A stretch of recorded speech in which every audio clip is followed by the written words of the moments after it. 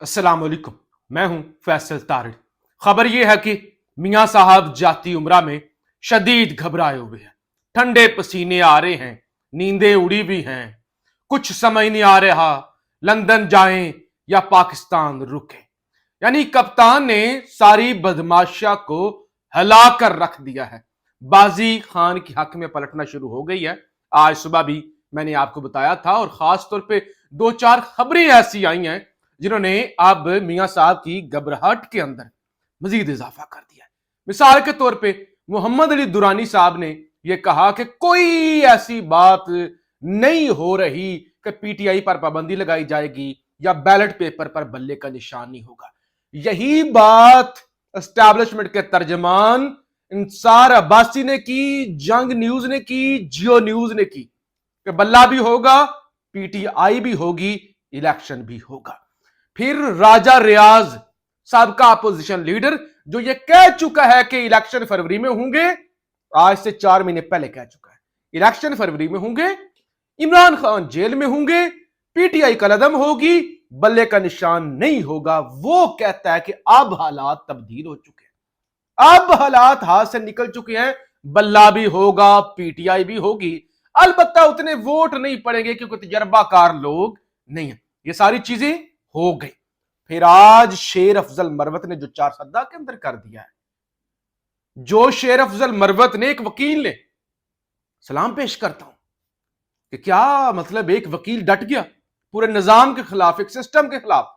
वो सर फिरा सा उसे कहते हैं शेर अफजल मरवत को, वो जी लड़ने लग जाता है, वो जी लड़ने लग जाता है, जज्बाती है। लेकिन उसने तो हिला के रख दिया। 4-5 विकेटें शेर अफजल मरवत ने गिराई, जिसमें मौलाना फजल रहमान की विकेटें, नून लीग की विकेटें, और वो उसने बेड़ा गर्क कर दिया परवेज खटक का, वो जिसको नई पार्टी बना के दी थी कि आओ खेलो जरा। उसने उसके हलके के अंदर घुसकर मारा और वहां से वो दाऊद खटक को उठा के ले आया। आज चार सद्दा के अंदर आज 2 जलसे हुए केपीके के अंदर, 2 जलसे। एक किया बिलावल भुट्टो ने मर्दान के अंदर, एक किया शेर अफजल मरवत ने। बिलावल भुट्टो अपनी पार्टी का चेयरमैन है, शेर अफजल मरवत अपनी पार्टी का तर्जमान है। वो भी जुम्मा 4 दिन हुए, वकील था, वकील है, कोई सीनियर रहनुमा पीटीआई का नहीं है शेर अफजल मरवत। ना कोई जो है वो कोई चेयरमैन है, ना नायब चेयरमैन है, ना सदर है, ना नायब सदर है, ना वो जो है कोई और उसके पास होता है, ना जनरल सेक्रेटरी है, ना डिप्टी जनरल सेक्रेटरी है, नहीं, तर्जमान है। जमात के जो है वो मुकदमे लड़ता है, और ये भी नहीं कोई पुराने मुकदमे लड़ रहा है, साल सवा साल की सारी बात है। शेर अफजल मरवत उसने हला के रख दिया जनाब। इतने लोग निकले केपीके के अंदर, चार सद्दा के अंदर इतने लोग निकले, और फिर जो शेर अफजल मरवत ने तकरीर की, उसने कहा ये झंडा लगाओ गाड़ियों पर, घरों पर, दुकानों पर, जहां जहां लगा सकते हो लगाओ, ये हमारी इज्जत और गैरत की अलामत है। और अगर किसी ने हमारी गैरत पर हाथ डाला, इस झंडे पर हाथ डाला, तो उसकी नस्लें याद करेंगी। तो वो सरप्राइज, एक तरफ पार्टी का चेयरमैन बिलावल भुट्टो पहुंचा हुआ है, एक तरफ खान का एक सिपाही, एक वकील पहुंचा, उसने हिला के रख दिया। जराए ये बताते हैं कि जाती उमरा से जीएचक्यू से राब्ते किए गए हैं, ये कारकुनों पर जरा सख्ती करें, ये थोड़ा सा क्रैकडाउन जो है ना, इसका लेवल बढ़ा दें, इसका लेवल बढ़ा दें। ये क्या हो रहा है केपीके के अंदर? मियां साहब ने कहा क्या हो रहा है, कौन सी अनहोनी हो रही है केपीके के अंदर? ये राब्ते किए गए हैं, जराए कहते हैं कि कारकुनों पर सख्ती करें, हजूर माई बाप सख्ती करें। फिर वो जो खबर चौधरी परवेज इलाही साहब ने दी थी, यूरोपीय यूनियन के लोग आते हैं, यूरोपीय यूनियन के लोग, और आईएमएफ के खान से मिलते हैं आके, खान से। अच्छा, फिर साबर शाकर साहब ने एक दावा किया और खबर भी आई कि वो अमरीकी एक वफ्द पहुंचा है अडियाला जेल। अच्छा, इन दोनों खबरों की तरदीदें आना शुरू हो गई। वो जेल के हुकाम ने 2 दिन बाद तरदीदें करना शुरू कर दी। वो जो कोई वफ्द नहीं पहुंचा, वो कोई आईएमएफ वालों ने मुलाकात नहीं की, ना कोई वो है यूरोपीय यूनियन वालों ने, कुछ भी कैसा कुछ भी नहीं हुआ। अब तरदीदें करवाने तक तो गेम डाल चुकी थी ना। मियां साहब का तो वो जो घबराहट थी वो तो बढ़ चुकी थी। अब वो हौसला देने के लिए तरदीदें करवाई जा रही हैं। کہ کوئی نہیں, کوئی ایسا کچھ نہیں ہوا. لیکن راجہ ریاض نے کہا نا, حالات اب بدل چکے ہیں, اب ہوگی پی ٹی آئی, پہلے نہیں تھی, اب ہوگی, اب ہوگی.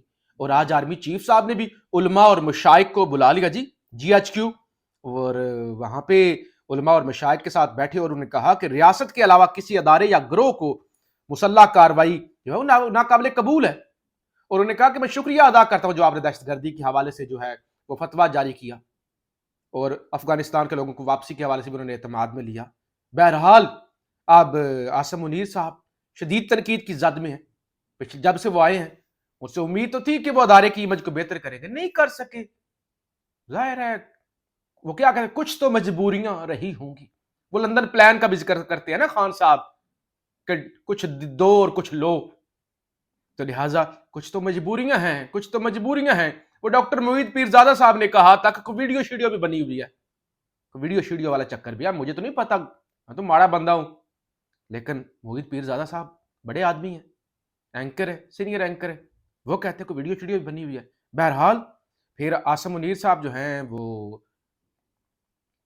علماء سے مل کے, ظاہر حافظ ہیں, حافظ قرآن بھی ہیں, تو وہ ایک امیج بلڈنگ کے اندر مسلسل لگے ہوئے ہیں. سارے Noon League, Peoples Party, G H Q, I S P R, سارے ادارے بیچارے لگے ہوئے ہیں امیج بلڈنگ کے اندر.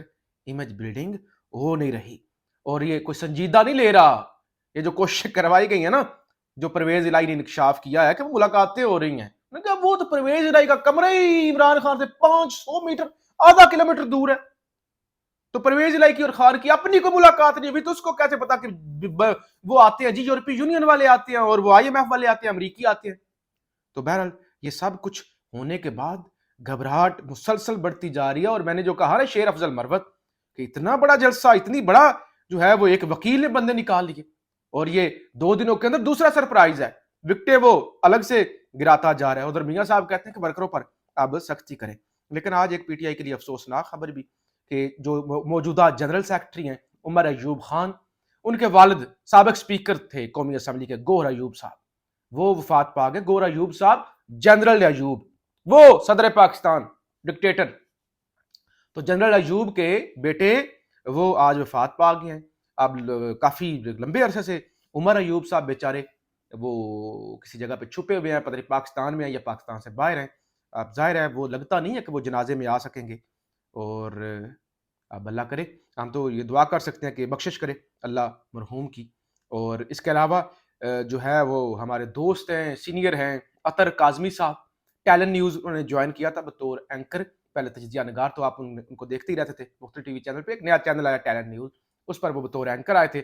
اب اطلاعات یہ ہے کہ کاشف عباسی کے بعد ان کو بھی جناب آف ایئر کر دیا گیا ہے, اور management of talent news has reportedly fired Atar Kazmi from job. تو یہ اطلاعات آ رہی ہیں کہ وہ میاں صاحب کی خواہشات پر دبایا تو جا رہا ہے, آوازیں بھی دبائی جا رہی ہیں, اور ہر طرح کی کوشش کی جا رہی ہے, لیکن کوششیں کامیاب نہیں ہو رہی.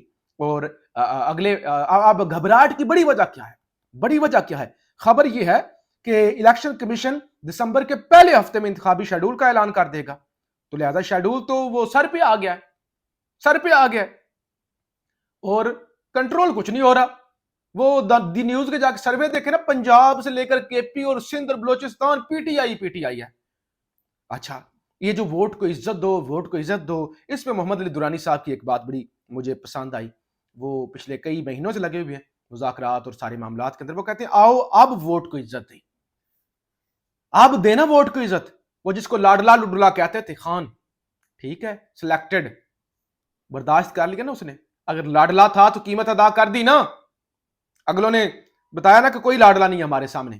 اچھا اگر نواز شریف کے ساتھ کچھ ہوا تو اس نے بھی سب کے ساتھ. اب تو ساری ایک پوزیشن پہ دوبارہ لاڈلے تو نہ بنے, اب تو سارے ووٹ کو عزت دیں. تو وہ محمد علی درانی کہتے ہیں آؤ اب ووٹ کو عزت دیں.